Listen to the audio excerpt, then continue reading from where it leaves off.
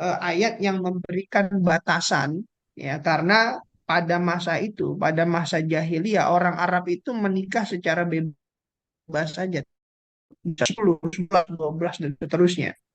Jadi ayat ini turun sebenarnya memberikan batasan tuh, ya, bahwa menikah itu diperbolehkan dalam syariat Islam, ya, 2, 3 sampai 4. Bahkan di sini juga ada syarat dan ketentuannya gitu, fa in khiftum alla ta'dilu fawahidatan. Kalau seandainya kamu takut tidak bisa berlaku adil atau kamu nanti khawatir melakukan tindakan zalim, ya cukup satu saja. Maka bagaimana Islam memandang ayat ini, ya, yang kemudian nanti kita jadikan sebagai fatwa-fatwa hukum mengenai poligami dan juga perceraian nanti. Nah, di sini ada pendapat-pendapat ulama gitu. Jadi dalam mengambil pengambilan dalil hukum dan kemudian eh, kita menyampaikan sebuah fatwa, maka Ahlus Sunnah wal Jamaah wabil khusus An-Nahdiyah itu payung hukumnya itu Al-Quran Sunnah ditambah ijma dan kias. Maka argumentasi ulama itu diperlukan di dalam menghasilkan satu produk hukum. Mari kita lihat ada argumentasi yang dibangun oleh Syekh Muhammad Khatib Asyarbini dalam Mughnil Muhtaj. Beliau mengatakan innamalam yajib minan nis. Artinya, sesungguhnya tidak wajib melakukan poligami atau menambah istri yang berbasis firman Allah liqaulihi ta'ala fankihu ma tabalakum minan nisa itu. Idzil wajibu la yata'allaqu bil istitabati wa liqaulihi matna wa thulatha wa ruba wa la yajibul adadu bil ijma. Jadi penambahan istri 2, 3, 4 itu wala yajibul adad bil ijma. Tidak diwajibkan menambah istri. Ini menurut sepakatan para ulama. Jadi ini bukanlah sebuah perintah yang wajib begitu. Itu yang pertama saya berikan hujah ulama. Kemudian yang kedua kita lihat kembali. Ini argumentasi dari ulama kontemporer yang cukup saya senangi, ya, kitab-kitabnya. Ya, beliau punya karya monumental dalam fan fikih itu kitabnya Al-Fiqhu Al-Islami wa Adillatuh. Nah, ini kitabnya ini nih. Ya, ini ada mungkin sekitar 8 jilid ini dan sebesar ini semua nih. 8 sampai 10 jilid. Dan saya punya kitab beliau Al-Fiqhu Al-Islami wa Adillat. Beliau juga punya kitab tafsir, tafsir Al-Munir. Ya. Beliau ini ulama abad 20. Ya. Dan sering sekali argumentasinya itu dipakai di berbagai pertemuan-pertemuan, baik itu dalam seminar nasional, bahkan internasional, dan dijadikan sebagai rujukan dan referensi utama dalam menyikapi problematika-problematika terkini. Gitu. Bentar.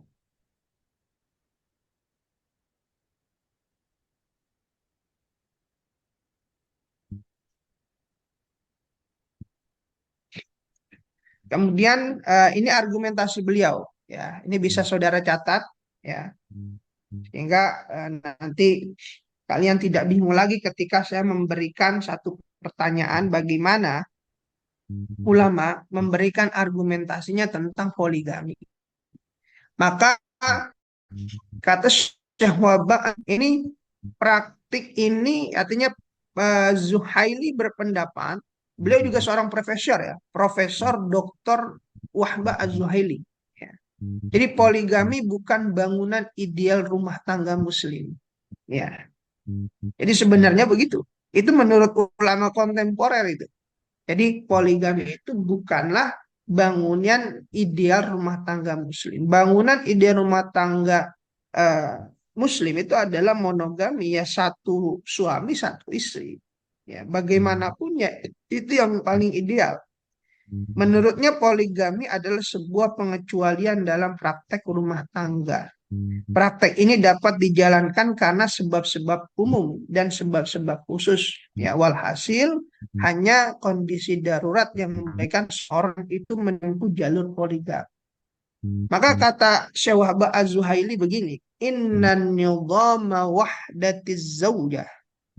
Ya. Jadi eh, monogami nih, kerangka monogami ini kata beliau wal afdalu. Ya. Jalur rumah tangga monogami ini adalah satu yang paling ideal. Ya. Jadi monogami ini adalah sistem perkawinan yang paling utama, yang paling ideal. Ya. Wahual ghalibu, yang paling utama. Wahual aslu syar'an, dan monogami itu adalah sesuatu yang lazim, yang pokok dalam syarat. Wa amma ta'adduduz zaujati fahuwa amrun nadirun.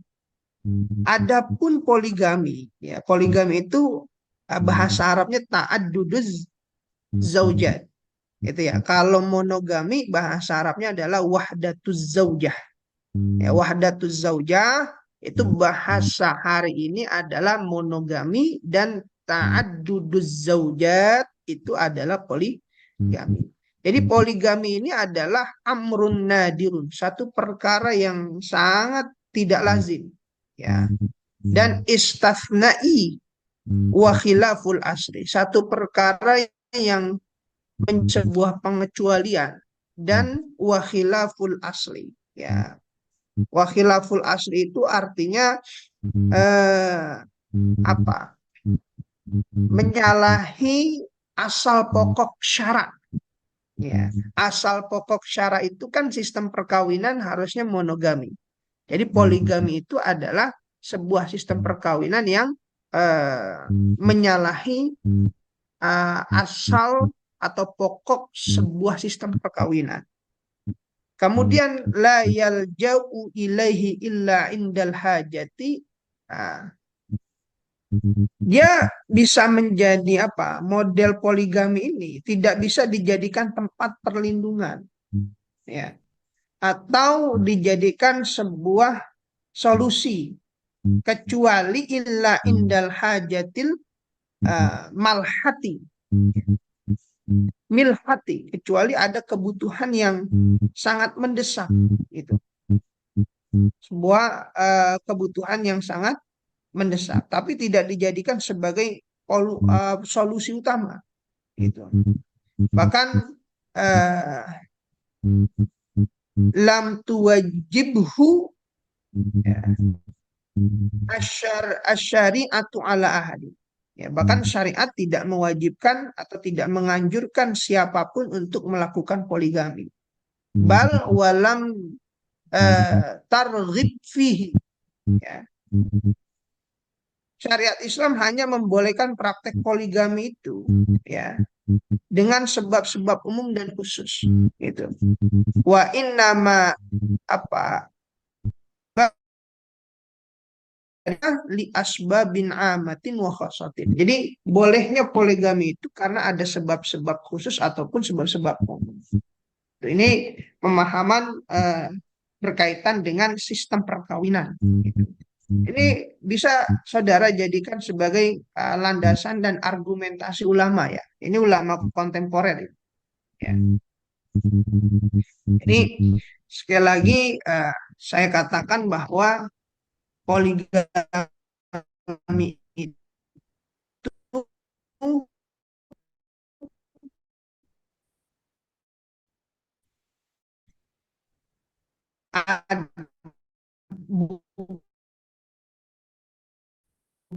bukanlah apa